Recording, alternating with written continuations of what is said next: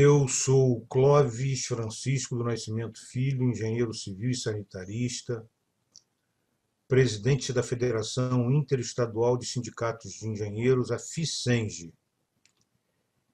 Queria iniciar fazendo uma saudação ao presidente do Clube de Engenharia do Rio de Janeiro, meu amigo Pedro Celestino, e agradecer a esse convite para estar aqui falando sobre o saneamento no Rio de Janeiro e no Brasil. Eu tenho 45 anos de trabalho efetivo no setor de saneamento. Eu sou engenheiro de carreira da SEDAI do Rio de Janeiro e, portanto, a minha vida toda foi dedicada ao saneamento. Eu queria começar dizendo que a SEDAI ela foi implantada em agosto, no dia 1º de agosto de 1975. Mas ela é oriunda da fusão das empresas SEDAG, ESAG e SANERJ, que eram as empresas que atuavam no antigo estado da Guanabara, a SEDAG e a ESAG, e a SANERJ, que fazia o sistema de saneamento de água e esgoto do antigo estado do Rio. Com a fusão dos estados, ocorreu também a fusão das empresas de saneamento. O município do Rio de Janeiro tem uma peculiaridade toda especial que é importante a gente registrar. O município do Rio ele foi Distrito Federal até 1960. Então, nós tínhamos aqui no Rio de Janeiro, no município do Rio, o serviço de água e esgoto do Distrito Federal. Depois, nós tivemos, com a ida da capital para Brasília, o Rio de Janeiro passou a ser Estado da Guanabara. E depois, com a fusão dos estados, ele passou à condição de município. Portanto, o município do Rio de Janeiro passou pelas três formas da federação. Foi Distrito Federal, foi Estado e hoje é município. É uma peculiaridade única do município do Rio de Janeiro. A SEDAI atende hoje a cerca de 64 municípios que ela tem contrato de programa estabelecido. O contrato de programa ele ocupou a vez dos antigos convênios. Esse contrato de programa já é um feito da nova lei, quer dizer, da antiga lei, que agora, a 11.445, que era a lei de 2007, portanto é uma lei relativamente nova, que era a lei de saneamento.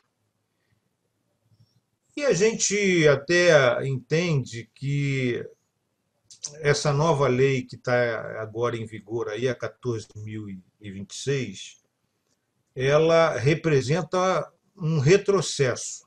Muita gente está achando que essa nova lei vai ajudar o Brasil. Eu acho que não vai ajudar, acho que ela vai atrapalhar, porque eu vou falar sobre isso lá na frente. Eu queria comentar que o Rio de Janeiro tem, por exemplo, o estado do Rio de Janeiro tem cerca de 16,5 milhões de habitantes e hoje a SEDAI atende, que são atendidos com água, né, cerca de 90% dessa população. Então, nós temos, portanto, 1.600.000 habitantes que não são atendidos ainda com o sistema de abastecimento de água. É claro que nós temos a SEDAI atuando em 64 municípios. Dos 92, tem município que presta diretamente seus serviços e tem ainda privatizadas alguns municípios privatizados. O artigo 30 da Constituição, no inciso 5º, define que a titularidade dos serviços de saneamento é municipal. Portanto, o que aconteceu com o Supremo Tribunal Federal, há uns 3 anos atrás, ou 4 anos atrás, é que definiu que os serviços de interesse comum, o que é isso? Serviço de interesse comum. Vou explicar. Quando você tem, como no caso do Rio de Janeiro, uma estação de tratamento que atende a vários municípios, você tem, portanto, serviços de interesse comum. Essas adutoras que atendem a vários municípios, elas não têm exclusividade de um município. Então, você tem os serviços de interesse local, que a titularidade é municipal, e os serviços de interesse comum, a titularidade é compartilhada entre o Estado e os municípios integrantes da região metropolitana, porque isso acontece normalmente em regiões metropolitanas, ou em aglomerados urbanos, ou em micro-regiões. Nesses locais, portanto, a titularidade é compartilhada. A lei, na verdade, o que nós temos, a Lei 11.445, ela no compasso histórico aí, uma lei muito recente, uma lei de 2007. Quer dizer, nós estamos em 2020. E o Plano Nacional de Saneamento, que é o PLANSAB, ele foi implantado em 2013, portanto tem apenas 7 anos.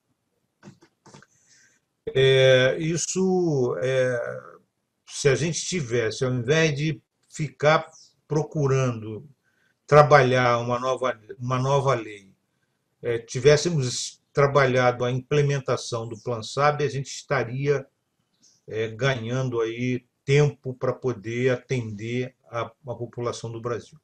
Em termos de Brasil, o Brasil tem cerca de 35 milhões de brasileiros, em números redondos, que não são atendidos com abastecimento público de água. E cerca de 100 milhões que não são atendidos por rede pública de esgotamento sanitário. Ora, muita gente diz que o Brasil é um atraso. Ora, eu não colocaria assim.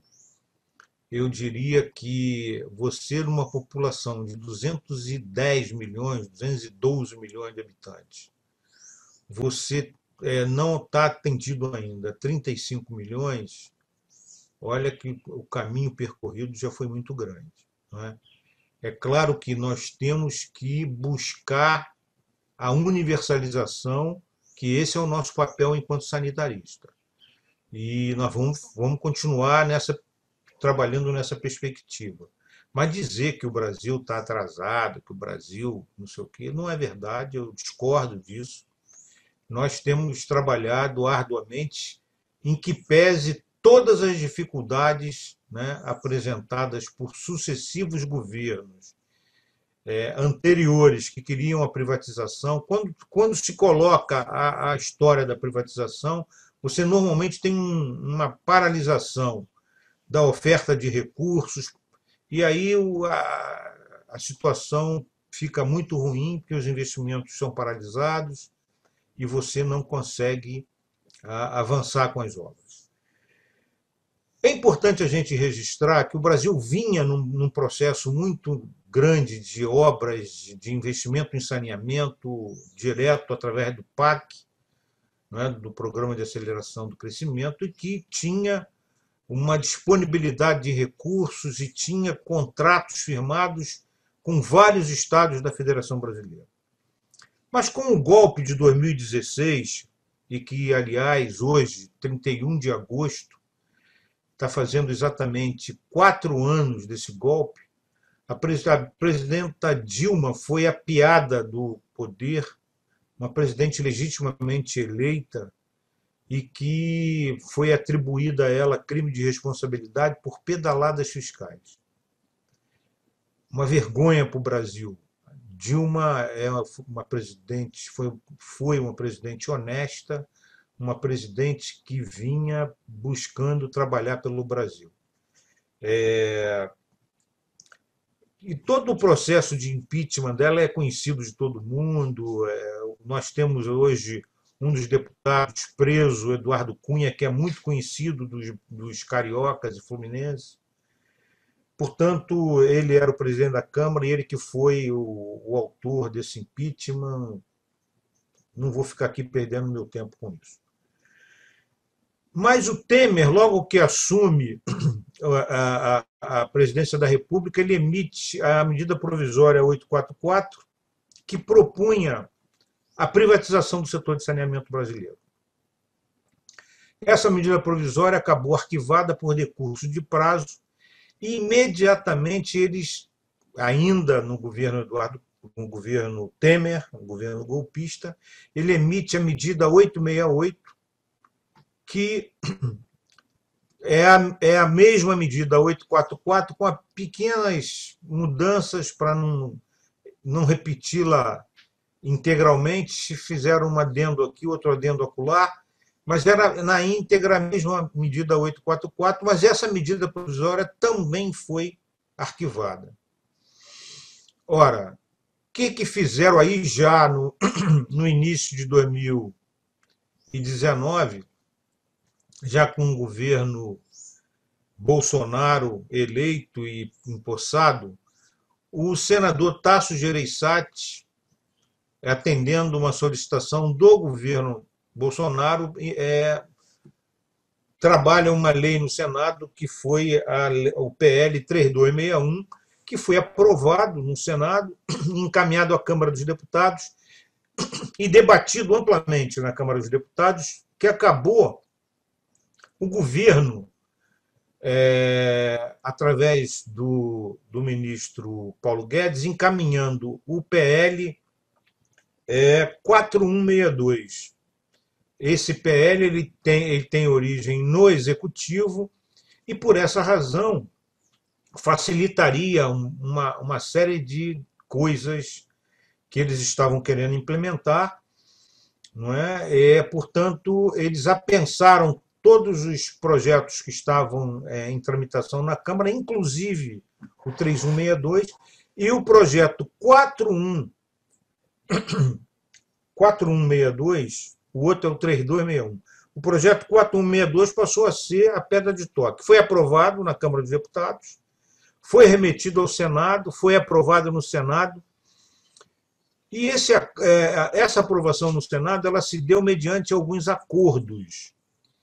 Um dos principais acordos era relativo ao artigo 16, que propõe a continuidade dos contratos de programa. Ao sancionar o PL 4162, o presidente Bolsonaro vetou o artigo 16, dentre outros vetos. Isso foi uma quebra de acordo, isso está sendo motivo de muita discussão ainda hoje, e esse veto vai ser julgado no Senado, vai ser apreciado pelo Senado, pelo Congresso. Agora, na verdade, os vetos são apreciados pelo Congresso Nacional. É uma apreciação da Câmara dos Deputados junto com o Senado. E parece que está pautado para ser apreciado no próximo dia 2 de setembro.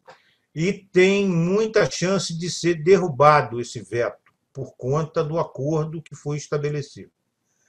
Ora, mas se esse veto não for derrubado, vai ser ainda um outro grande prejuízo. O contrato de programa ele estabelece que tem que haver licitação, né, ao fim do contrato estabelecido entre as empresas estaduais e os municípios.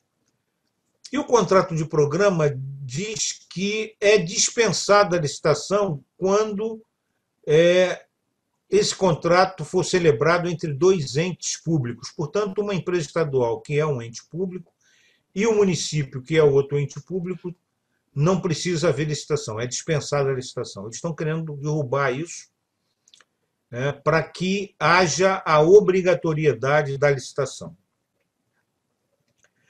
Outra coisa que eu queria colocar aqui, essa lei 14.026, ela coloca no seu bojo, nas suas justificativas e tal, a busca de recursos e se fala em 700 bilhões da iniciativa privada para até 2033 universalizar os serviços. Isso é uma grande mentira.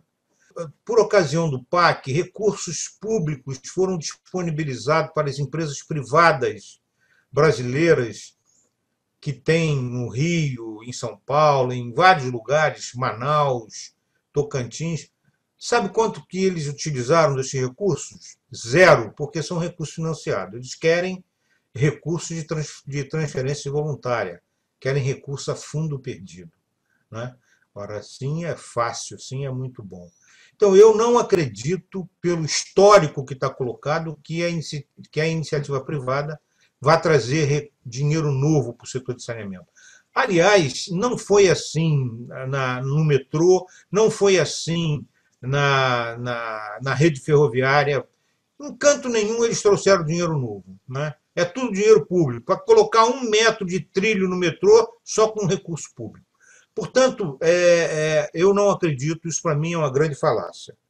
Agora, essa lei nova, ela vai trazer, sim, por que, no meu modo de ver, representa um retrocesso? Porque ela traz uma insegurança jurídica muito grande, porque ela rompe com o Pacto Federativo, ela traz uma série de inconstitucionalidades na lei. Ela diz que o município faz grupamento de município à revelia dos municípios, caça a titularidade municipal, estabelece que toda a regulação vai ser feita pela ANA, pela Agência Nacional de Água, que não tem nenhuma expertise em saneamento. A ANA é a Agência Nacional de Água que cuida dos recursos hídricos e o setor de saneamento é um usuário desses recursos hídricos.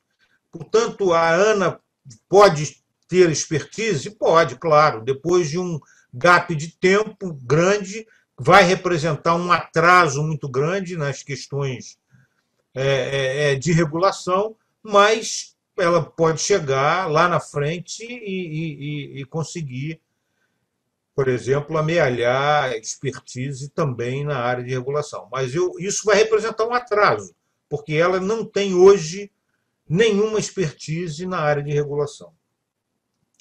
Outra coisa, acaba com o subsídio cruzado e acaba com a possibilidade do contrato de programa estabelecer dispensa de licitação entre dois entes públicos. Portanto, a lei, e tem um ponto aí que é fundamental dessa lei, que é o artigo 50. O artigo 50 estabelece que só terão acesso aos recursos do governo federal estados e municípios que privatizarem suas empresas. Isso é uma covardia. Isso remonta aos tempos da ditadura militar, que, quando fez o Planasa, impôs isso aos municípios, fazendo com que os municípios se conveniassem com as empresas estaduais, que são empresas públicas, sob pena de não acessarem os recursos do governo federal. Mesmo assim, cerca de 1.500 municípios não fizeram convênio com as empresas estaduais. Portanto, essa é uma outra covardia que remonta à era da ditadura militar. Vamos falar um pouquinho sobre os exemplos da privatização no Brasil. Vamos pegar 2 exemplos, a gente não ficar, e um exemplo aqui do Rio. Vamos pegar, por exemplo, Manaus. Manaus, eles estão lá há mais de 20 anos. Sabe qual é a cobertura de esgoto em Manaus? Apenas 12%. 20 anos depois, nós temos 12% de cobertura em esgotamento sanitário em Manaus. É uma vergonha isso, não é? Bom, e a água também não está universalizada. Parece que a água eles conseguiram chegar a cerca de 60% de atendimento.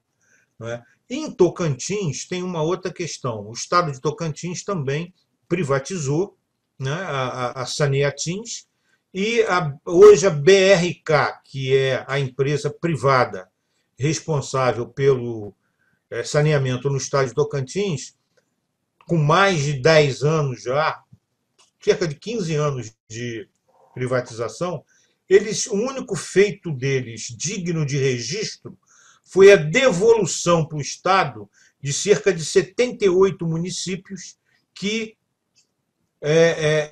não eram rentáveis, eram deficitários, e eles devolveram, portanto, para o Estado. Então, na contramão do mundo, quer dizer, o mundo, hoje cerca de 300 cidades no mundo reestatizaram seu sistema. Paris, Berlim, Buenos Aires, Kuala Lumpur, Cochabamba, e nós temos, portanto,